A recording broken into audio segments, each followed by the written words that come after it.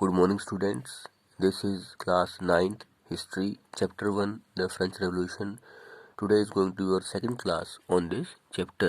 14 जुलाई 1789 को जब फ्रांस के राजा लुई 16 के आदेश पर सैनिक फ्रांस की राजधानी पेरिस में गए तो पेरिस के लोग हैरान थे। उन्होंने फ्रांस की जेल बास्टाइल पर हमला किया, हथियार लूटने की कोशिश की, लोगों की सेना बनाई। इन 14 जुलाई 1789 से पहले ऐसे बहुत सारे कारण थे जिनकी वजह से 1789 की क्रांति, जो विश्व के इतिहास की एक महत्वपूर्ण घटना थी, वो हुई।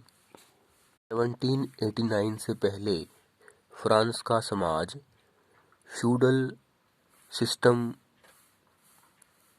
वाला था और समाज 3 एस्टेट में 3 वर्गों में बटा हुआ था।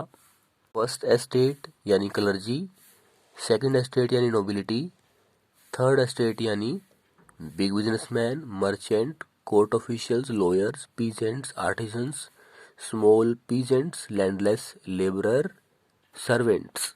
और 1789 के पहले की व्यवस्था को ओल्ड रेजीम का नाम दिया जाता है। फ्रांस की 90% जनसंख्या किसानों की थी और जो 60% भूमि है उस पर जो नोबल है या जो चर्च है या जो तीसरी एस्टेट के जो धनी लोग हैं उनका अधिकार था। फर्स्ट 2 एस्टेट के लोग यानी क्लर्जी और नोबिलिटी, उनके पास कुछ जन्म से विशेष अधिकार थे और उनको कर भी नहीं, टैक्स भी नहीं देना पड़ता था। किसानों को, पीजेंट्स को नोबल्स के घर पे काम करना पड़ता था, उसके खेतों में काम करना पड़ता था और सेना में सेवाएं देनी पड़ती थी और सड़कें बनाने में भी मजदूरी का काम करना पड़ता था। यही व्यवस्था चर्च की थी। जो चर्च थी वो किसानों से टीथ अर्थात फसल उत्पादन का 10वां हिस्सा किसानों से करती थी। इसके अलावा कुछ इनडायरेक्ट टैक्स भी थे, नमक पर या तंबाकू पर टैक्स। इसके अलावा एक डायरेक्ट टैक्स भी था, टाइल, जिसको किसानों के द्वारा स्टेट को, फ्रांस की सरकार को सीधे पेमेंट करनी पड़ती थी। 1789 में फ्रांस का राजा लुई 16 था। इस तरह से फ्रांस में मोनार्की थी, राजतंत्र व्यवस्था थी। जब 20 वर्ष का लुई 16 जो बार्बों फैमिली से संबंध रखता था और जिसकी पत्नी का नाम मैरी एंतोएट था,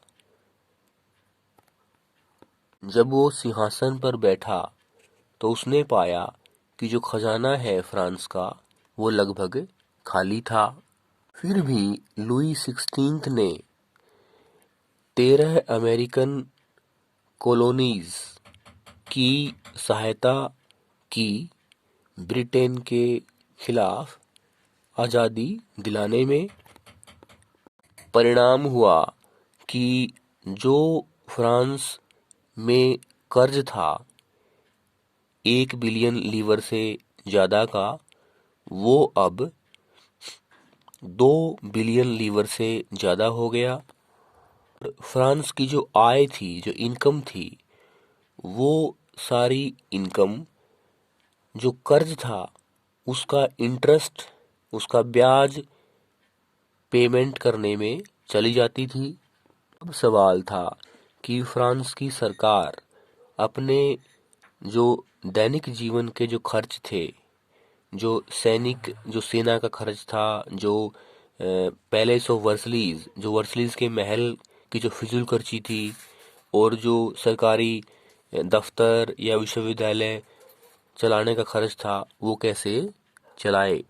तो फ्रांस की सरकार ने अपना खर्च पूरा करने के लिए, अपना बढ़ता हुआ खर्च पूरा करने के लिए, अपने दरबार की फिजूल खर्ची में जो खर्च था उसको पूरा करने के लिए जो टैक्स थे, जो कर था, उसको बढ़ा दिया। और जो टैक्स थे वो टीथ हो या टाइल हो या इनडायरेक्ट टैक्स हो, वो सारे के सारे थर्ड एस्टेट के लोग ही पे करते थे। परिणाम हुआ लोगों में असंतोष, डिससेटिस्फैक्शन। फ्रांस की क्रांति के कारणों में अगला कारण है फ्रांस की जनसंख्या का तेजी से बढ़ना। फ्रांस की जनसंख्या लेट 18th सेंचुरी यानी 1789 में 28 मिलियन तक हो गई थी। इन जनसंख्या के बढ़ने के साथ साथ अनाज के उत्पादन में वृद्धि नहीं हुई और रोटी, जो फ्रांस के लोगों की मुख्य भोजन था, अधिकतर लोगों का, उसकी जो कीमत है वो बढ़ जाती है और लोगों को जो डेली वेज काम करने पर मिलते थे दुकानों में, वो उसको भी नहीं बढ़ाया गया।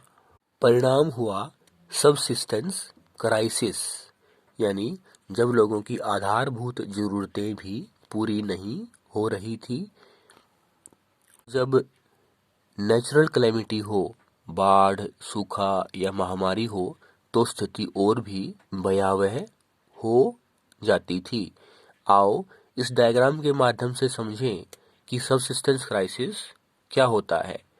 हम पहले देखते हैं कि बैड हार्वेस्ट, की फसल अच्छी न होना, परिणाम क्या होगा, जो अनाज है वो कम होगा, स्कैरसिटी ऑफ ग्रेन। और उसके बाद परिणाम क्या होगा, राइजिंग ऑफ फूड प्राइसेस। अगर अनाज कम होगा तो जो दाम है भोजन के, अनाज के, वो ऊंचे होंगे और उसका परिणाम the poorest can no longer buy bread. और फ्रांस के लोगों की जो स्टेपल डाइट है, जो रोटी है, वो अफोर्ड नहीं कर सकते। गरीब लोग, उनको मिलेगी नहीं क्योंकि उनके जो वेजेस हैं उनको नहीं बढ़ाया गया। परिणाम हुआ कि जो लोग हैं वो कमजोर होंगे और भोजन संबंधी लड़ाई दंगे होंगे। अगर भोजन संबंधी लड़ाई दंगे होंगे तो भी, और अगर लोग कमजोर होंगे तो बीमारियां बढ़ेंगी और दोनों का परिणाम क्या होगा कि जो मृत्यु दर है वो ज्यादा होगी।